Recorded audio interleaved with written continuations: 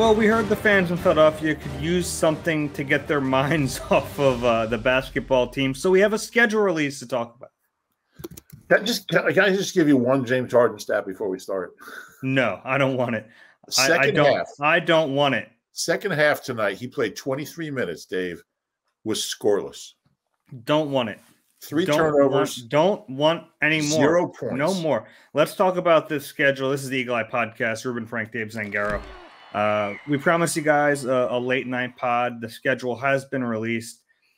All 17 games and the preseason. We're going to go through game by game in just a little bit. But, Rube, any big takeaways from looking at the totality of the new schedule? Yeah, I think the biggest thing that stands out to me, and there's some tough stretches, at the Cards and then against the Cowboys back to back in mid-October, and you have that stretch where you have the Packers and Titans coming in back to back, two really good teams. But the thing that stands out to me, I think, is the start. Your first four opponents are the Lions in Detroit, the Vikings down in Washington, and then Jaguars here with Doug. Those four teams combined 21 and 46 last year.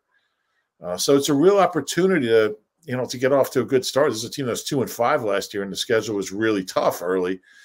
And I think it's always good with a young team and still will be a relatively new coach, young quarterback to be able to just kind of grow into the season. And I think this schedule gives them a chance to do that. So when they do get to those really tough games at Arizona, the Packers here, the Titans, at Dallas, they've already, in theory, hopefully kind of come together and don't go into the second half of the season with a losing record and have to fight and scratch like they did last year. The last few times they've made the playoffs, really, they've started in holes. Really? The last three times. Yeah, you're right. So, 17 is the last time they really got off to a good start and maintained it. So, I think that's going to be – I think that's big. And, when those tough opponents, come up, they'll be, you would think, hopefully in a place where they can be competitive. Yeah, I mean, it's a legitimate shot to start 4-0. And they don't necessarily have to start 4-0, but it's right there for them. And then who knows? I mean, they're at Arizona without DeAndre Hopkins, by the way, a big deal there. And then a toss-up against the Cowboys at home. So, I mean, it's a pretty good schedule going into that Week 7 bye. A few other things that stood out to me. You have a stretch of 3 straight road games, week 14, 15, 16, at Giants, at Bears, at Cowboys. That's tough, but then they finish up with 2 at home. And that's a big deal if they're going into the playoffs, to finish up at home and not have to do that travel, come back, and then figure out where you're going to play in the playoffs. Yeah, the 3 straight road games, it's always tough when you have that. The first two of those games are the Giants and the Bears, who I don't think are going to be very good. Obviously, look, let's be honest. Anytime you play Dallas, I mean, they've had a tough time with Dallas. They just have. It's just the reality. That's a tough place to play. They've had a tough time with them at home too, but it's not that you're playing 3, teams that really project to be playoff type teams on the road in a row. So I think they'll at least have a chance to get 2 wins out of that. And, even if you get 1, you just don't want to, you don't want to lose them all. But it's always tough to play on the road 3 weeks in a row. 2 of them, one of them's not a flight, so you don't have to deal with it. You just take a bus up to the Meadowlands. But it's not ideal. Yeah, and that comes right after what I think is their toughest 3-game stretch of the year: Colts, Packers, Titans. Yeah, at the Colts and then the Packers and Titans home. Yeah, that is. Yeah, those are 3 very good teams and well coached, and that's going to be the stretch. There's no doubt that's going to be the stretch that really kind of determines what kind of season it is, I would think. Yeah, and 5 primetime games, which is notable because last year only 2 on the initial schedule. It kind of tells you the way the league views the Eagles. And look, we know that Eagles fans are crazy and they're going to watch them no matter what, and that helps to get those primetime games. But it also tells you they didn't have him last year for a reason. You know, they were a new head coach, first year starter.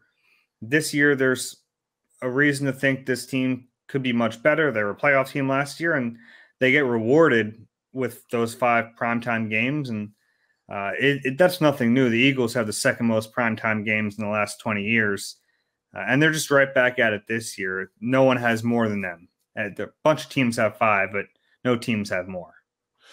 Yeah, you can't have 5, right? You can't have more than 5 to start out, I think. I believe is the rule. Yeah, it's crazy how they're bunched together. I mean, they have a 6-game stretch where 4 of those games are at night, and the bye's in the middle of that. But coaches don't like that. You want to be on a routine. You want to play every game, 1:00 Sunday, and just have the same routine, the same schedule every week. So, during that stretch from the middle of October to the end of November, you have 2 Monday night games, a Thursday night game, a Sunday night game, and a bye, and a couple 1:00 games. So that's tough to navigate.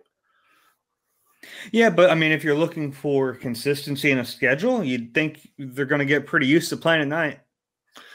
That's true. And I'll tell you what, whether you like Jalen Hurts or can't stand him, whether you think he's going to be an all-pro or think this is, this experiment or whatever you want to call it isn't going to work, 5 night games tells you that people want to see him play. And I think people around the country, it tells you what people around the country think of Jalen Hurts. Maybe not whether he's going to be a great player, but he's an exciting player.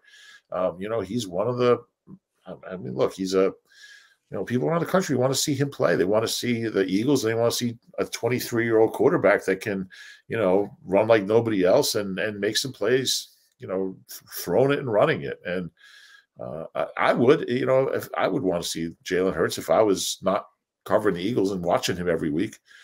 He's that dynamic a guy. Now, it's just a matter, as far as his future, it's just a matter of whether he can do it consistently. But as far as ratings and the public and national stories, he's a big one. I mean, his jersey is always going to be one of the highest selling jerseys nationally, and he's just a guy people want to watch.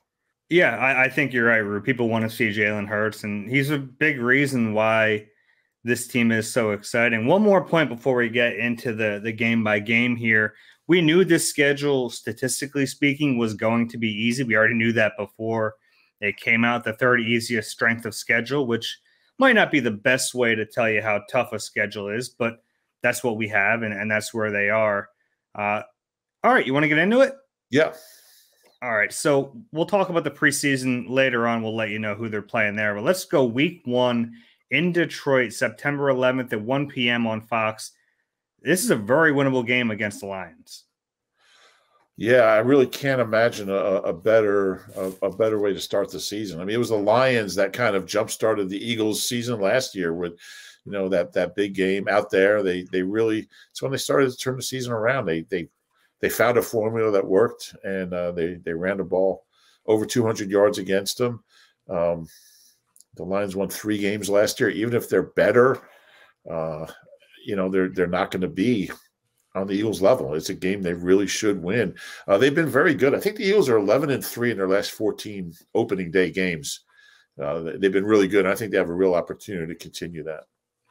How do you view what you think is going to be a bad team? Would you rather play them early in the year before? I mean, because there's a chance that the Lions in, week 12 might just be completely cooked, whereas at least week 1, they might not realize that they stink yet. Yeah, it's really true. I think that's a real thing. You always see weird things happen on opening day, weird upsets, big surprises. And I think that's why teams that aren't going to be good don't realize yet they're not going to be good. As you play the season out and you have bigger body of work, you kind of fall to where you should be. Both ways, good teams start winning games, but week 1, you always see weird things happening. So, in a way, maybe you'd rather play, a team like the Steelers or Colts, a good team, but maybe not a great team, maybe not a bad team. But I think the Eagles will be okay going in there. I don't worry about that. I think you could make that case, but for some teams, but I think Detroit is so bad that I wouldn't really be too concerned about it.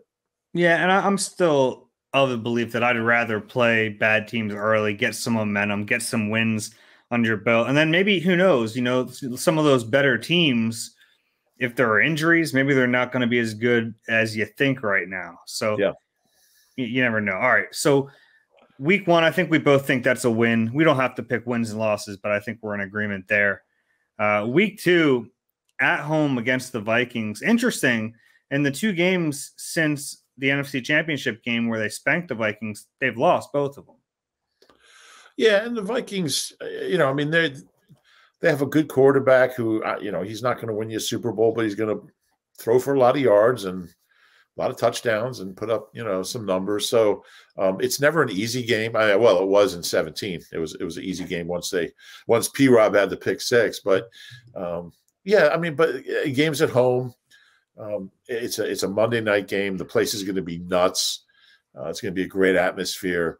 Look, I think you're going to come off the Lions game. Maybe you have a chance to rest people in the fourth quarter. I'm already like resting people on opening day because they're going to be up, 35 to 9 or something. It's definitely a winnable game against Minnesota. But look, they're going to put up a fight, unlike some of these teams the first month of the season. Yeah, get used to the link at night. By the way, 4 of the 5 primetime games are at home. Yeah, which really seems kind of surprising. That way. Yeah. I can't remember that ever happening like that, where there's such a maybe it has, and it's just not ringing a bell. But there's such a disparity in their primetime games. Yeah, and I think that's probably not a bad thing. I just don't think you want to be on the road at night primetime. I just think that's if you had to pick, you'd rather be at home for them. Yeah, I just think crowds go nuts for primetime Monday night games, Sunday night games, Thursday night. It makes things a little tougher, and and just the lighting, the conditions. These guys are going to be used to it at the link. I think it's a positive, no doubt. I know you're not a big jersey guy, but I think that would be a great time to break out the all black jersey helmet combo that they're itching to wear. I was going to say I lived in New Jersey for like 20 years. I thought. Oh no, not New Jersey. The New Jersey guy. Not New Jersey. The New Jerseys. Yeah. I lived in Blackwood. I lived in Glassboro once upon a time. Yeah. I don't know. Whatever. Yeah. Whatever jerseys you want, you just bring them out. I thought I'd get you there, but you didn't care. I care about as much as you cared about my James Harden stat. All right. So the next one here, we go to week 3, and he's not coming here yet. They're going down there to see our old buddy, and the Commanders. Yeah, new team name, new quarterback. It's going to be really interesting. And I think back to when it's funny. The Eagles have drafted 2 quarterbacks in the first round in the last 50 years. And they both ended up in Washington, and Donovan beat the Eagles here, but he played awful in that game. I think it was 17-12, and 7 of Washington's 17 points were on a return, on a fumble return or something. But then they went down to for the rematch in Washington, and that was the game Michael Vick just lit up the Washington defense. The Eagles won 59 to something. I don't even remember. It doesn't even matter. They scored 45 in the first half, 28 in the first quarter. It was unreal. And Donovan got picked off 3 times, 2 by Dimitri Patterson, who had a pick 6. And the other one was Kirk Coleman. Dimitri Patterson was a good, tough cornerback, and especially that day. So it's just kind of you just think back to that day and just what are the odds that both quarterbacks the Eagles have drafted with the second pick, both of them with the second pick, end up in Washington in the division and will play the Eagles. For the guy in Indy, it's just 2 years removed from here, but Donovan was the next year, but still. Maybe the guy in Indy will end up in Minnesota next year, like 5 was. But it's going to be great drama. I wish the first game was here, where he was playing them. But look, it's going to be fun, whatever happens, because he practiced against not a ton of these guys, but an awful lot of them. I mean, there's a lot of new guys on defense since then, but it's going to be, the drama is going to be crazy. I mean, it's going to be fun. Yeah, I want, and it's, we've seen that stadium get taken over by Eagles fans before. Yeah. It's not like there won't be Eagles fans there to react however they want to react to him playing in that game. We've seen it, and maybe it's, early in the season, we won't see a complete takeover of FedEx, but we've seen plenty of takeovers before, and there are going to be a lot of Eagles fans at that game. I'm so fascinated by how he handles it. I don't know how it's going to go, because I think he has it in him to want to like circle that game, show the Eagles he's still that caliber player. But I also know, based on covering him and watching him for so many years, that sometimes the more pressure he puts on himself, the worse he plays. So I don't exactly know how it's going to go, but I can't wait to find out. Yeah, that's true. I know what he's going to say. He's going to say it's just another game. Doesn't mean anything. Had good years up there and won some games, and have some good friends there. But it's just that that's in the past. It's just another game on the calendar. We got to go out, play hard, and get a W and let the chips fall where they may. What do you think about the rest of the Washington? And he'll throw a fine line in there too. What do you think about the rest of the Washington team, though? Because they've been they've really been in this middle ground since Ron Rivera got there. That Rivera's kind of pulled them, at least the football side of it. The rest of the organization has kind of been in shambles. Nothing he can do there. But I mean, the football side of it, he's made them respectable. It's just they're kind of caught in this mediocre middle ground. Yeah, that's true. I mean, they've got talent on defense. There's no doubt about that. And McLaurin's a good receiver. He'll give the quarterback, he'll be good for him. But yeah, they have Dobson, they have Antonio Gibson, they have some weapons on offense. Yeah, they do, and they always run the ball, hard, and run the ball a lot. There's just something about that franchise. They're just kind of, some franchises they just don't know how to win. They don't know how to. And I like Ron, and I think Ron will get the most out of that team as he can. He's a really good defensive coach, but I just think Washington's at a place, that franchise is at a place right now where they're just going to be a 6, 7, 8, 9 win team. Almost no matter who's on the roster, no matter how talented they are or not talented. We know ownership is a disaster. There's a lot going on there. It's not a good culture, and Ron's going to do the best he can with what he has, but they're just one of those teams that you just feel like they're just never going to be good, at least for the near future. In the back of your mind, though, when you think of them, is there still that thought where, if Carson figures it out, they could do something this year? We went all that way without you saying it. I think I'm going to just stop trying to not say it. Okay, that's fair. Yeah, I mean, he's talented. We've seen him, even last year, before those last couple games when he fell to pieces. I mean, he was pretty good for a big chunk of the season. So, yeah, I mean, that's possible. I mean, he should be in his prime as a quarterback. What is he, 29, 30?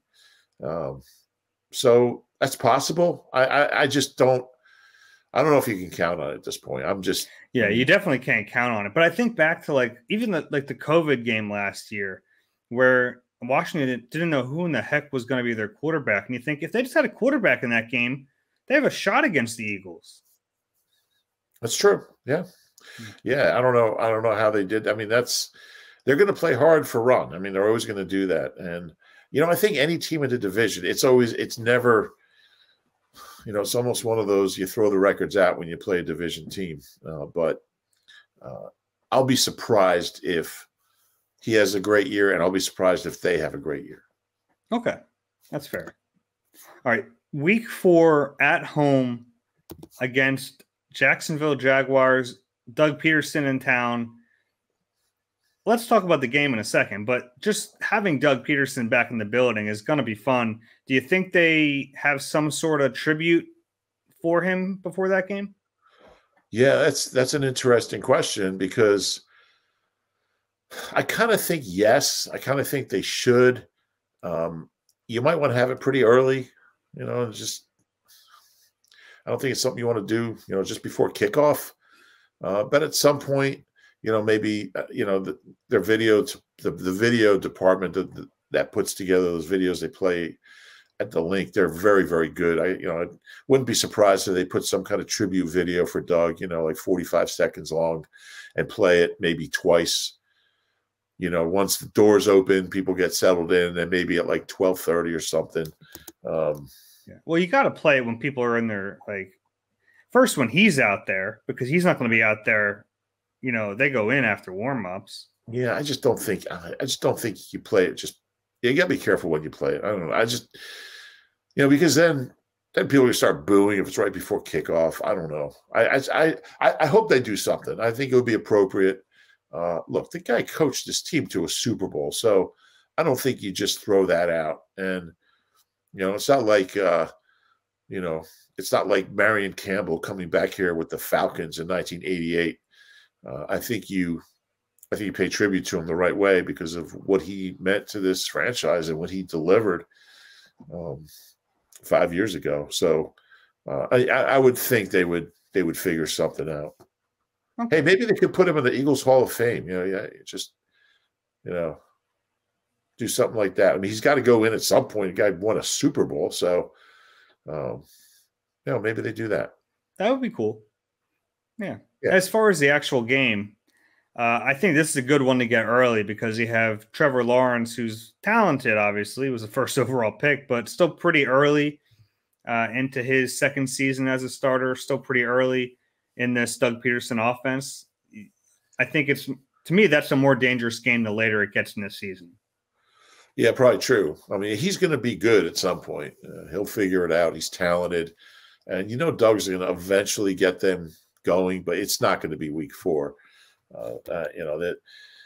We've seen teams, I think about Big Red's first team. By the end of 99, they were really good and they were dangerous. And you knew they were going to be good the next year. But man, if you got them week 4, when their quarterback was Doug Peterson, by the way, you were gonna crush them. So yeah, I would agree. I think that's a game you want early, and that caps that 4-week schedule to open the season. Where look, Minnesota's not going to be an easy game.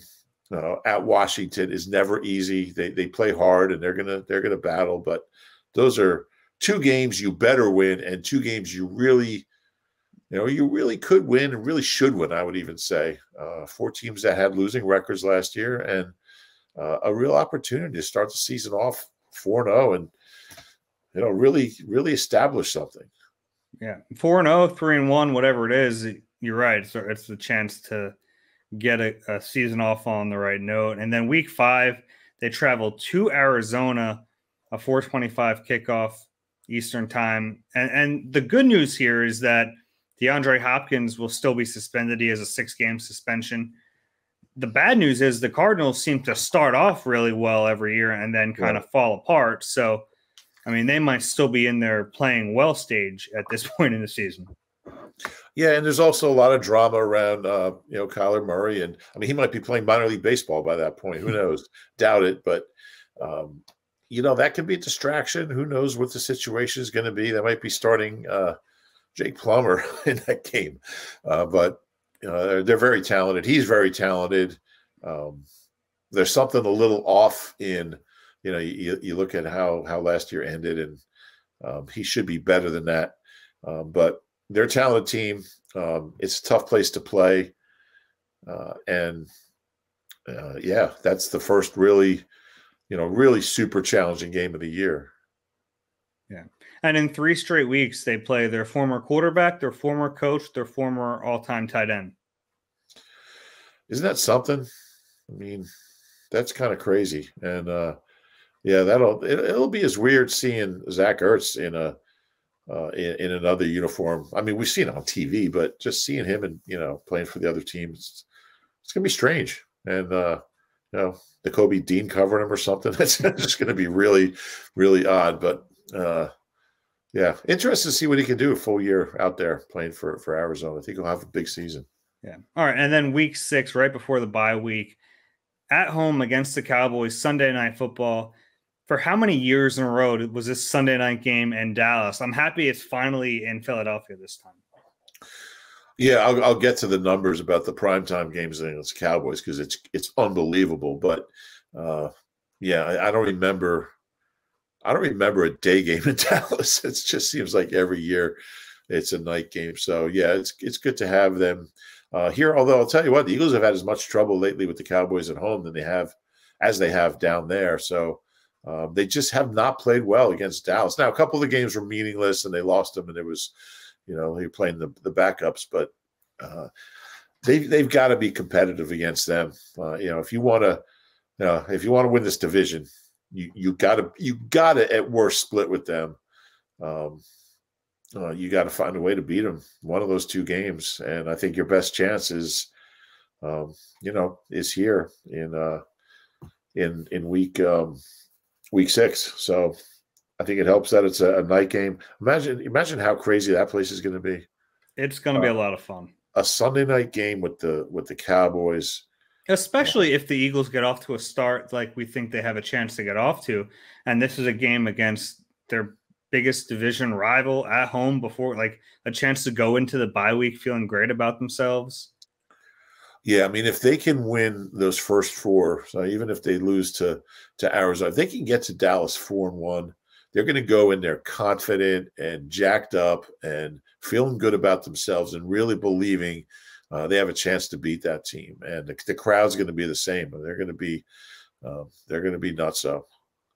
Yeah, it's funny when that game was in Dallas for those few years. I remember one time I searched back at all my flights, and I'd taken like the same 5:30 a.m. flight on Monday morning for like 3 or 4 years in a row. At least from that same gate.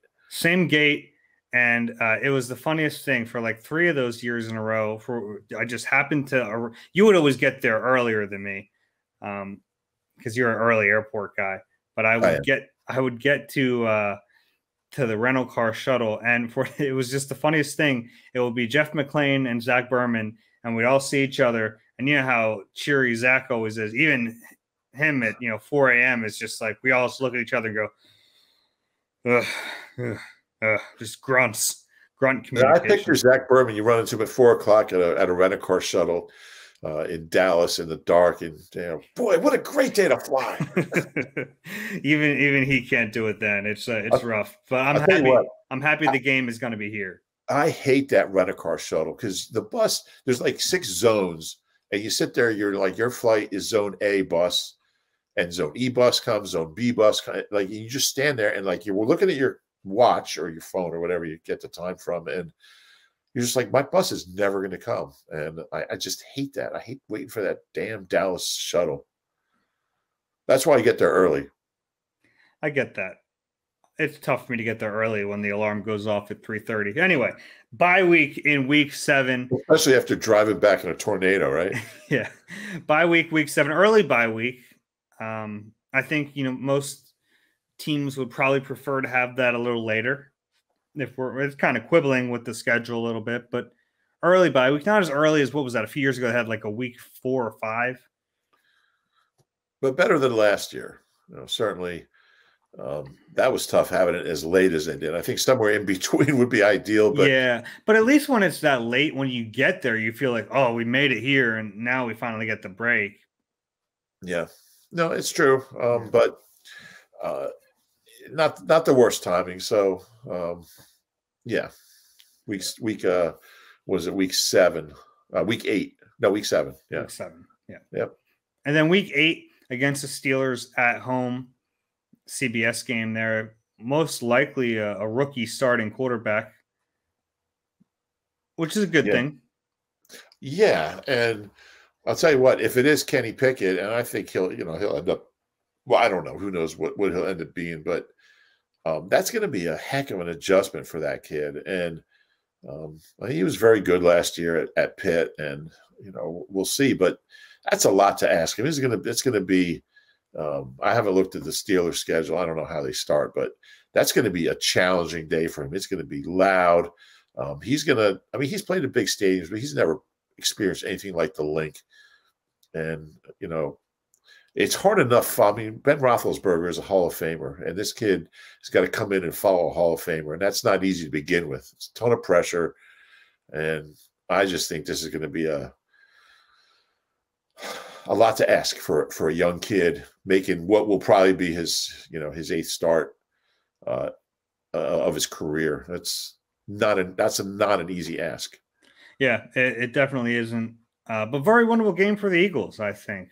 A team that's kind of in a transition period. We'll see if Andy Weidel is on the Pittsburgh side or the Philadelphia side in that game. He's up for the GM job in Pittsburgh. We'll see if he gets it hopefully soon. We'll find out. But winnable game. Probably be in the press box. He probably won't be on either side.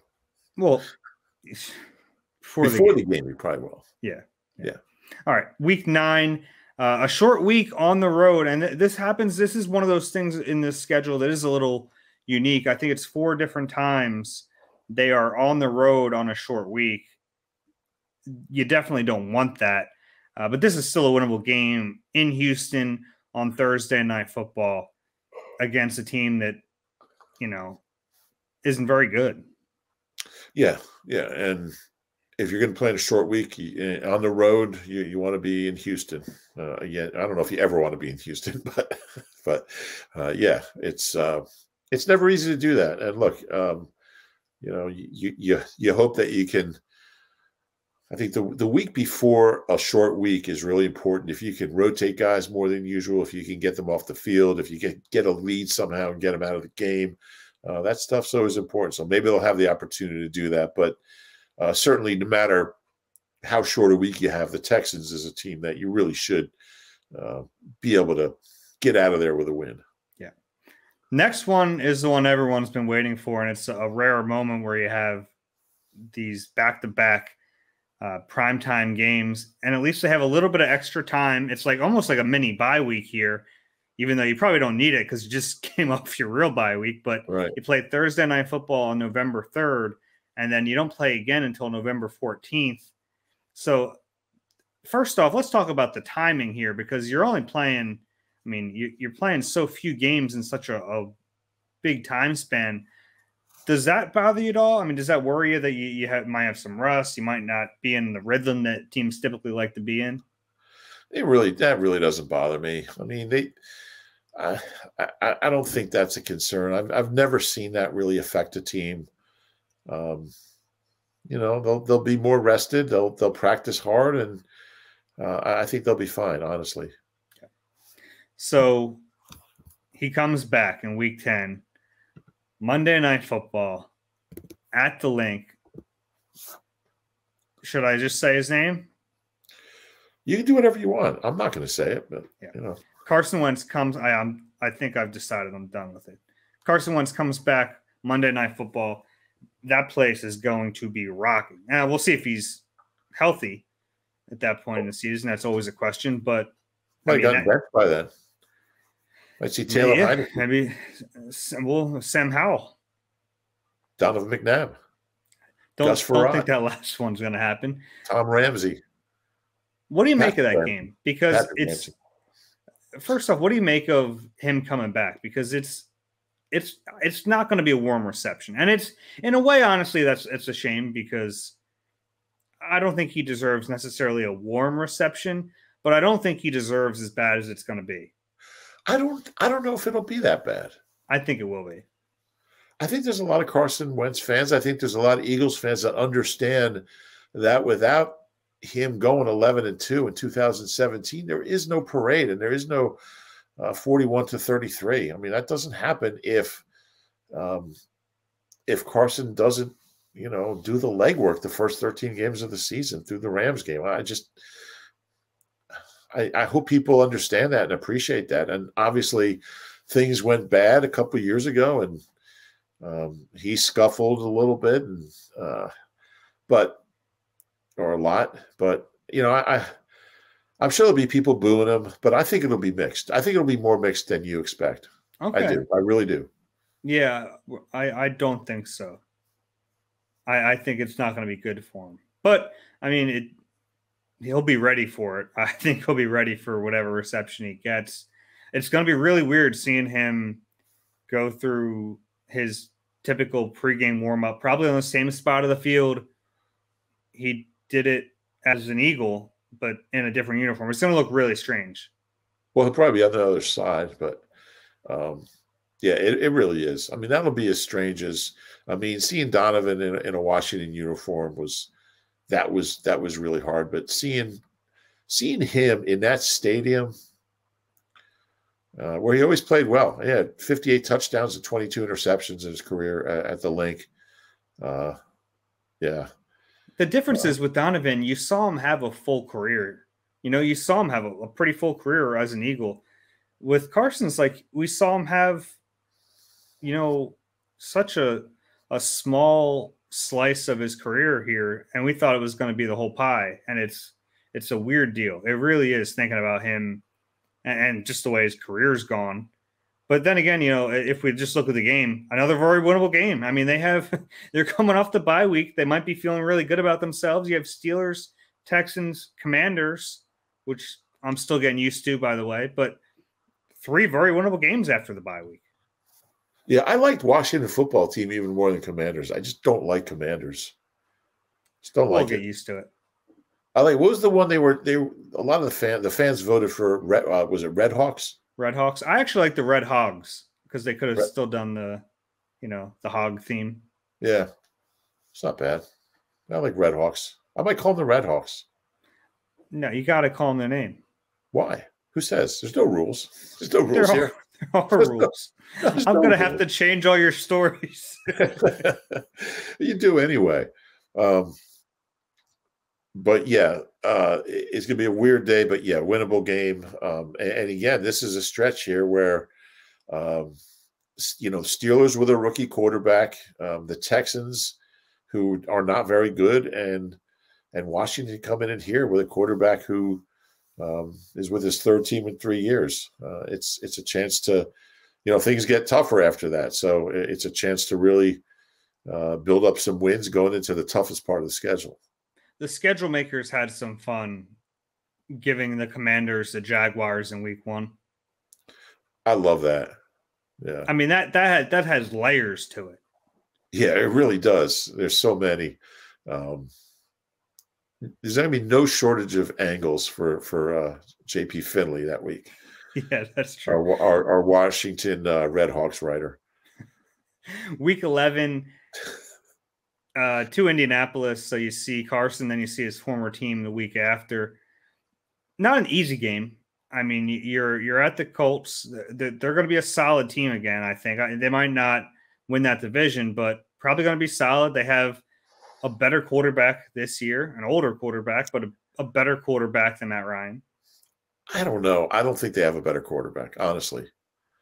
I'll bet Matt Ryan throws fewer touchdowns and more picks than his predecessor this coming year. I'll take that bet. Okay. I'll bet you a. I just think, I don't think like the peaks are going to be as high, but at least Matt Ryan isn't going to throw the ball with his left hand. Yeah, I just think he's kind of out of gas, but we'll see. I mean, we'll see. People thought that about Phillip Rivers too when he went there. I did. People did. Oh, yeah, but Phillip Rivers didn't have the same gradual decline as Matt Ryan. I don't know. We'll see. But I do think the Colts will be decent. It's a tough place to play. Anytime you're on the road in a dome, it's loud. It's not an easy game. Frank's going to have him ready. He's a good coach. They got Rodney McLeod now. He'll be out there presumably. Not an easy game, and starting that stretch of a really tough stretch to get through November and early December. Yeah, and that's another one of those road games on a short week because they play on Monday Night Football at home against the Commanders, and then on the road for a 1:00 Sunday game in Indianapolis. Those aren't easy, and there's a few of them on here, which makes it tough. And you're right.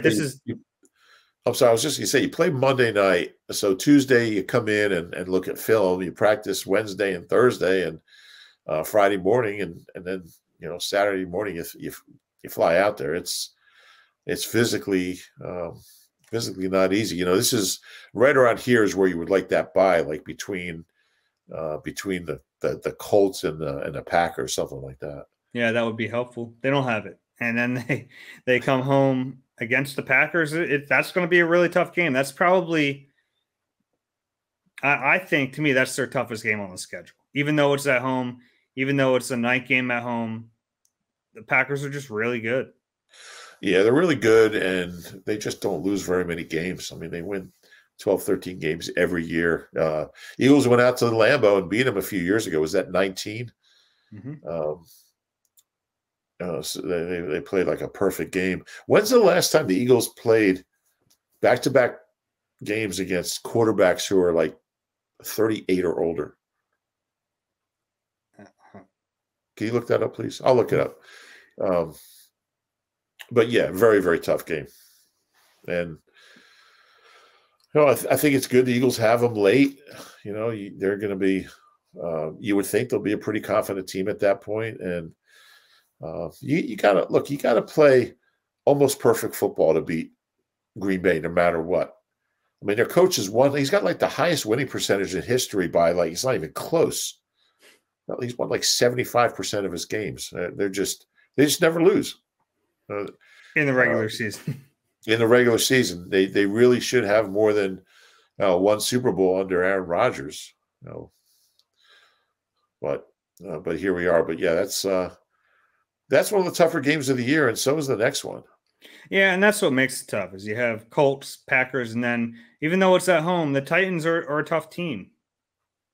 Yeah, they're really good, and that's the toughest back-to-back you can have out of this whole schedule. I mean, to have both of them, like you said, they're home, but it's a rough one.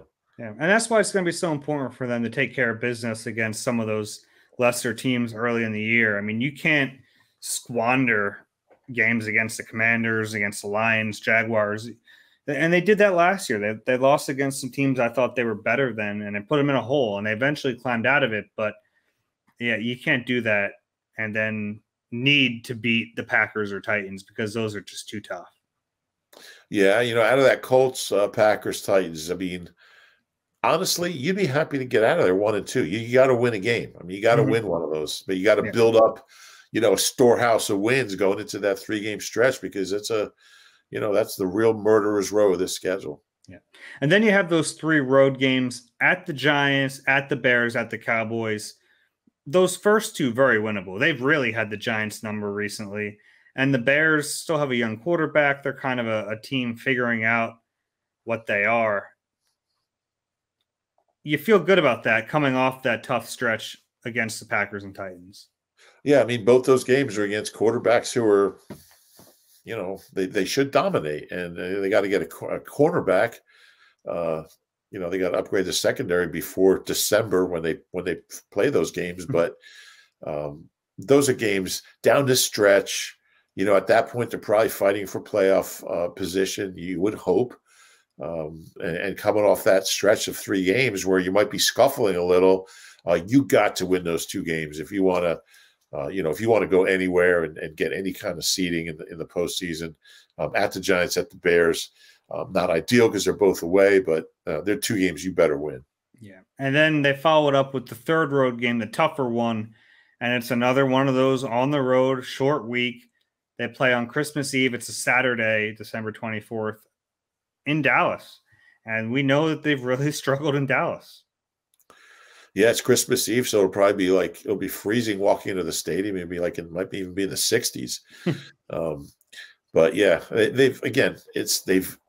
I think every Eagles season is really defined by how they do against Dallas, because if Dallas beats you twice, it's just really hard to have a great season, and they've got to figure out a way to beat that team and to beat that quarterback, and to.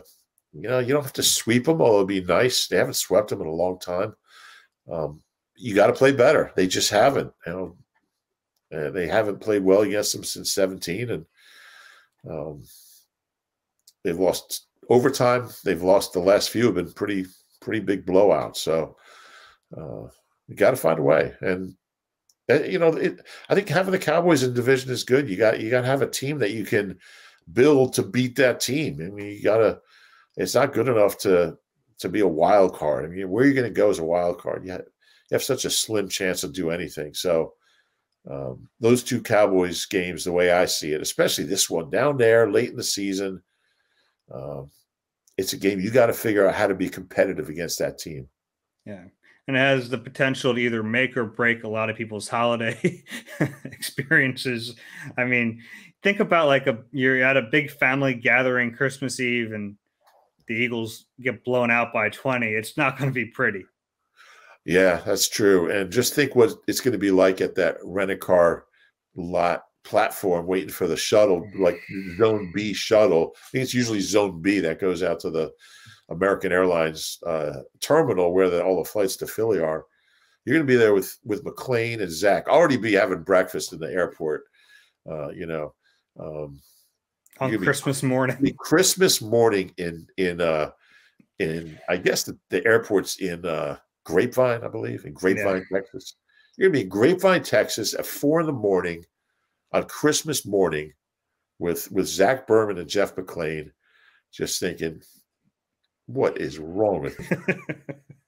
Yeah, probably. That's an accurate way to put that. And then week 17, New Year's Day against the Saints.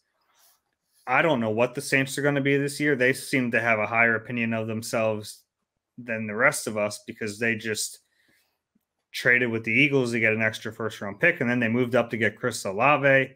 So they think they're like one piece away. I don't think that. I think they've overvalued how good they are this year, but we'll see. By week 17, we'll know what they are. Yeah, and they're kind of like similar in a way to the Steelers, who are starting a new era with, after a Hall of Fame quarterback retires, and obviously Breeze has been retired longer than Ben, but they have to reestablish themselves as an elite team, and right now they're not. Yeah. No Breeze, no Sean Payton. It's no Sean Payton either, and I think I like Jameis more than most people, just because he's a stat lover's dream. I mean, he'll throw for 500 yards with like 8 touchdowns and 6 interceptions. It's just like, it's so much fun. You can throw the ball a country mile. It was a shame he got hurt last year, but is he a guy that by week 17 in Philly on a cold day in January, he's going to win you a game down the stretch against a pretty good defense? I just don't think so. I think this game is very, very winnable.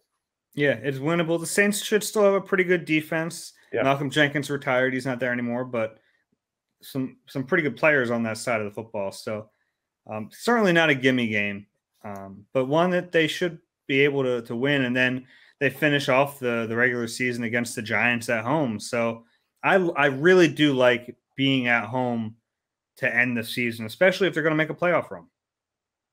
Yeah, and against the Giants, you really like their chances. Like if they need that game for something, it's hard to find an opponent. I mean, the Jaguars or something, but it's hard to find a team you'd rather play the last day of the season. It might be a deal where they're playing the subs and something is clinched. Playoff seeding isn't going to change.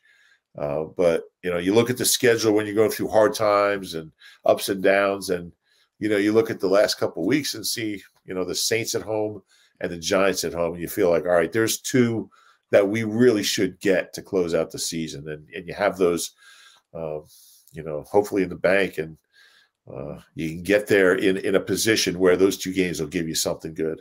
Yeah, somewhere Boston Scott's circling those Giants games.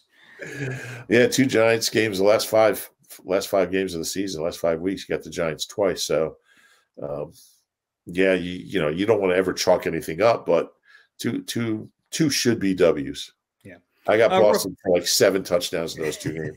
Real quick, the preseason schedule: week 1 at home against the Jets, week 2 in Cleveland against the Browns. We've heard they're going to do some joint practices there, and then week 3 in Miami against the Dolphins. And by the way, speaking of the joint practices, I'm sure you've noticed this, but Those joint practices are the same week that Guided by Voices is playing at the Rock and Roll Hall of Fame. Ticket has been purchased. I will be there. Okay. You're welcome to come along if you like. I might okay.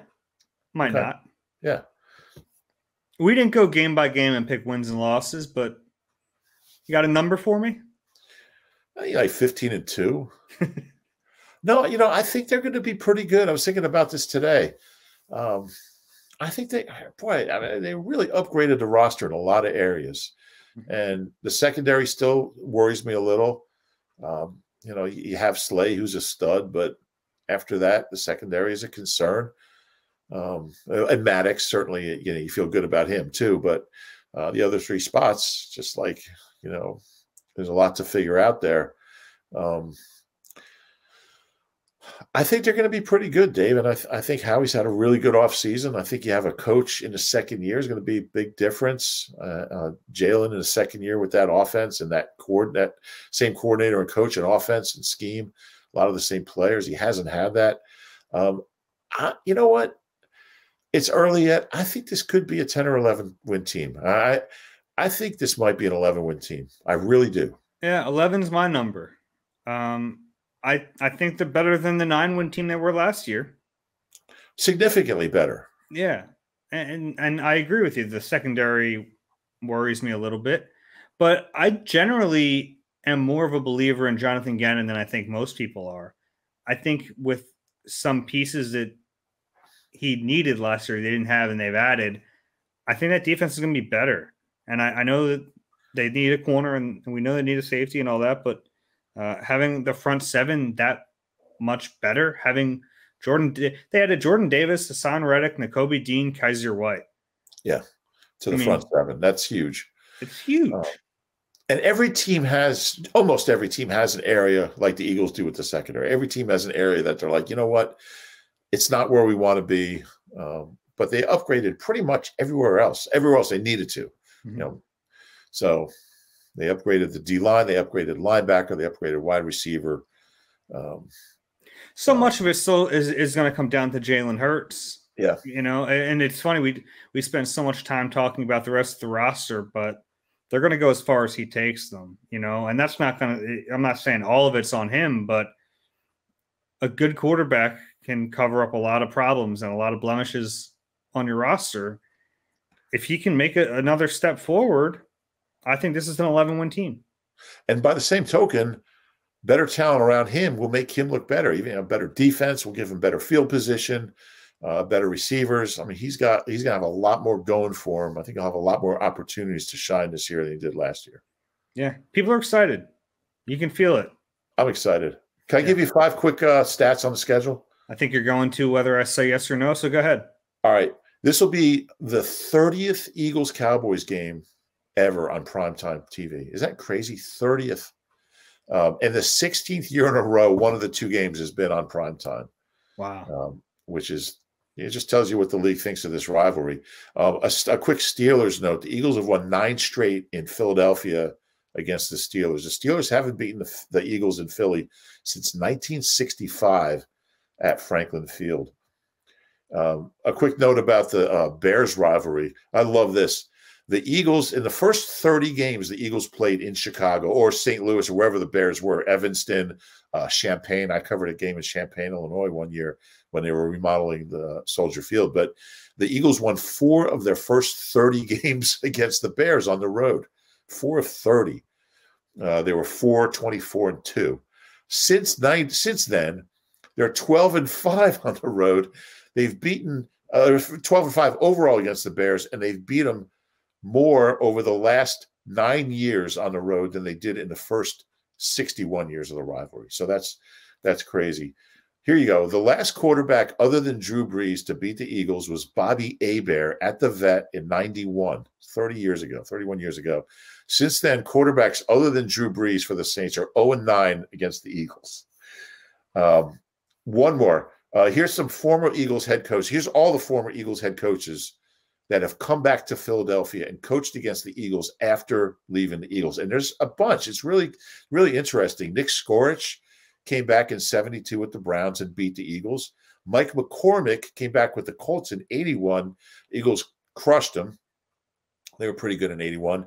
Swampy in 88 with the Falcons. Swampy beat Buddy that year, which was interesting. Dick Vermeil came back in 98 with the Rams. The Eagles actually won that game. It was one of their 3 wins in 98. And then Big Red in 13 and 21. Big Red's been back twice and won both of those games. So Doug will be the 7th former Eagles coach to come back to Philly and play his former team. So that's pretty interesting. That is cool. And he'll get the best reception of them all. Andy got a good reception the first time, didn't he? Yeah, good reception, but I think Doug will get a better one. I don't know what kind of reception Mike McCormick got. I think I was born yet, but probably was born.